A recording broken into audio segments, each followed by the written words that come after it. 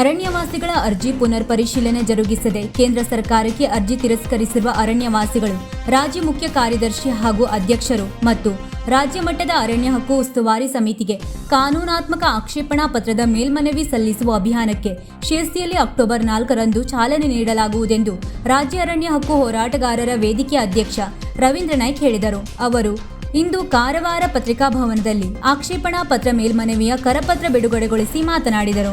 ಅರಣ್ಯ ಹಕ್ಕು ಕಾಯ್ದೆಯಡಿಯಲ್ಲಿ ಅರಣ್ಯವಾಸಿಗಳ ಅರ್ಜಿ ಪುನರ್ ಪರಿಶೀಲಿಸಬೇಕೆಂಬ ಸುಪ್ರೀಂ ಕೋರ್ಟಿನ ನಿರ್ದೇಶನವನ್ನ ಅನುಸರಿಸದೆ ಸುಪ್ರೀಂ ಕೋರ್ಟ್ ಮತ್ತು ಕೇಂದ್ರ ಸರ್ಕಾರದ ಮಾರ್ಗದರ್ಶನಕ್ಕೆ ವ್ಯತಿರಿಕ್ತವಾಗಿ ರಾಜ್ಯ ಸರ್ಕಾರದ ಮುಖ್ಯ ಕಾರ್ಯದರ್ಶಿಯವರು ಕೇಂದ್ರ ಸರ್ಕಾರಕ್ಕೆ ಸಲ್ಲಿಸಿದ ವರದಿಯಲ್ಲಿ ರಾಜ್ಯದಲ್ಲಿ 2,53,869 ಅರಣ್ಯವಾಸಿಗಳ ಅರ್ಜಿ ಪುನರ್ ಪರಿಶೀಲಿಸದೆ ತಿರಸ್ಕರಿಸಿದೆ ಎಂದು ಉಲ್ಲೇಖಿಸಿದರು.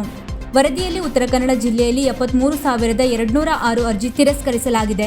ಈ ಹಿನ್ನೆಲೆಯಲ್ಲಿ ಪುನರ್ ಪರಿಶೀಲಿಸದೆ ಕಾನೂನು ಬಾಹಿರವಾಗಿ ಅರ್ಜಿ ತಿರಸ್ಕರಿಸಿರುವ ಆದೇಶಕ್ಕೆ ರಾಜ್ಯಾದ್ಯಂತ ಅರಣ್ಯವಾಸಿಗಳಿಂದ ರಾಜ್ಯ ಸರ್ಕಾರಕ್ಕೆ ಆಕ್ಷೇಪಣಾ ಪತ್ರ ಸಲ್ಲಿಸಲು ತೀರ್ಮಾನಿಸಲಾಗಿದೆ ಎಂದರು. ಆಕ್ಷೇಪಣಾ ಪತ್ರದಲ್ಲಿ ರಾಜ್ಯದಲ್ಲಿ ಒಟ್ಟು ಅರ್ಜಿಗಳಲ್ಲಿ 87.77% ಅರಣ್ಯವಾಸಿಗಳ ಅರ್ಜಿಗಳು ತಿರಸ್ಕರಿಸಲ್ಪಟ್ಟಿದೆ. ರಾಜ್ಯದಲ್ಲಿ 3.2% ಅರ್ಜಿಗಳಿಗೆ ಸಾಗುವಳಿ ಹಕ್ಕು ದೊರಕಿದ್ದು ವರದಿಯಲ್ಲಿ ಪ್ರಕಟಪಟ್ಟಿದೆ ಎಂದರು. ಪತ್ರಿಕಾಗೋಷ್ಠಿಯಲ್ಲಿ ಕುಮಟಾ ಅಧ್ಯಕ್ಷ ಮಂಜುನಾಥ್ ಮರಾಠಿ, ಯಲಾಪುರ ಅಧ್ಯಕ್ಷ ಭೀಮಸಿ ವಾಲ್ಮೀಕಿ, ಅಮೋಜ್ ಮಲ್ಲಾಪುರ, ಸಂಚಾಲಕ ರಾಘವೇಂದ್ರ ನಾಯ್ಕ್ ಕವಂಚೂರು, ಸುಬ್ರಾಯ್ ನಾಯ್ಕ್ ಮಂಕಿ, ಶಿವಾನಂದ್ ಜೋಯಿಡಾ ಮುಂತಾದವರು ಉಪಸ್ಥಿತರಿದ್ದರು.